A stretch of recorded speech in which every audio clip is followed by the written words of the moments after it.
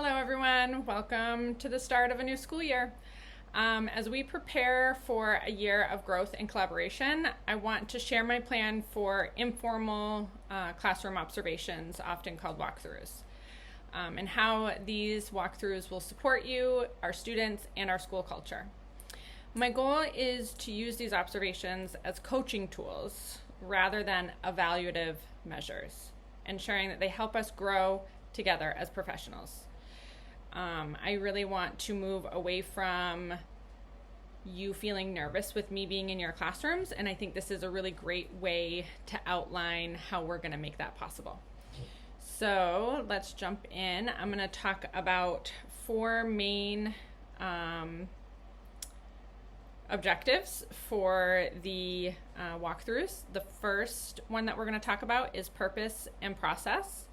The second topic is going to be the frequency of me in your classroom. The third is observational expectations, and the fourth being feedback expectations. So those two kind of go hand in hand. What is it going to look like with me in your classroom this year? How long am I going to be there? How should you expect to gather feedback from me, and whatnot? So let's dive in.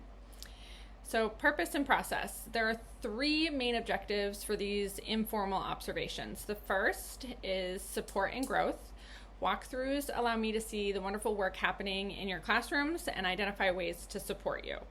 So the main purpose of me being in your classroom and to observe you is to identify ways to give you support as a teacher. The second purpose is strengthening school culture. This has been an ongoing goal for our school. So observations provide insight into how we can collectively build a positive, student-centered environment. The third purpose that I've made as a goal is real-time feedback. They create an opportunity for timely, actionable feedback that helps you refine instruction without the pressure of a formal evaluation.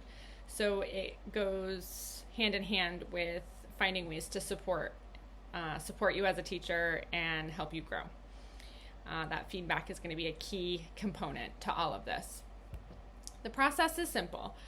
So I'm going to visit classrooms unannounced for about 5 to 10 minutes. You'll see me in your room, focusing on specific areas such as student engagement or questioning techniques. Afterward, I will share observations and offer resources or strategies as needed. This cycle of observation and feedback will be collaborative, aiming to empower you rather than evaluate you. So again, just any way that I can be supportive and make you feel like you're already doing a great job, and here's how to turn it up a notch. The frequency of these walkthroughs will take place twice per month for each teacher. This frequency allows me to provide consistent support while also gathering data on school-wide instructional strengths and areas for growth. Observational expectations. So what to expect when you see me walk into your room unannounced. When I enter your classroom, I'm going to be a quiet, respectful presence. I want to observe authentic teaching and learning, so there's no need to change your lesson or your routines. For students, I will remain unobtrusive, and for teachers, I ask that you continue teaching as usual. I don't want to see anything that you wouldn't normally do in your classroom. So my role is to observe and learn and not disrupt. That brings us into feedback expectations. So what to expect when your observation is done. I will use Google Forms and Google Sheets to collect data during the walkthroughs, focusing on instructional strategies, student engagement, and classroom culture. Feedback will be shared within 48 hours through an email summary or short in-person conversations. I encourage you to reflect on the feedback, ask questions, and share ideas for further growth. Feedback is most effective when it's timely and encourages reflective practice. So this is where I came up with the 48 hours. you'll receive the email summary or a short in-person conversation. If you let it go too long, things kind of get forgotten and don't really become applicable at that time. So the email summary or short in-person conversation, I'm going to try to respect what teachers would prefer, their preferences on that. As you know, the school year gets very busy and schedules get full, and so we will try to make everyone's preferences work with our busy schedules. So the walkthroughs are meant to foster collaboration, trust, and continuous improvement.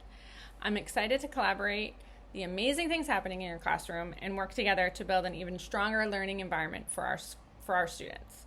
So again, I want to emphasize that these walkthroughs are to help support teachers and not to make you feel like I gotcha in the moment of doing something that you weren't supposed to be doing. So think support and growth this year, because that's going to be one of our main goals. And I know that this year will be an amazing year of growth and learning for students and for teachers and for myself. So thank you for all that you do.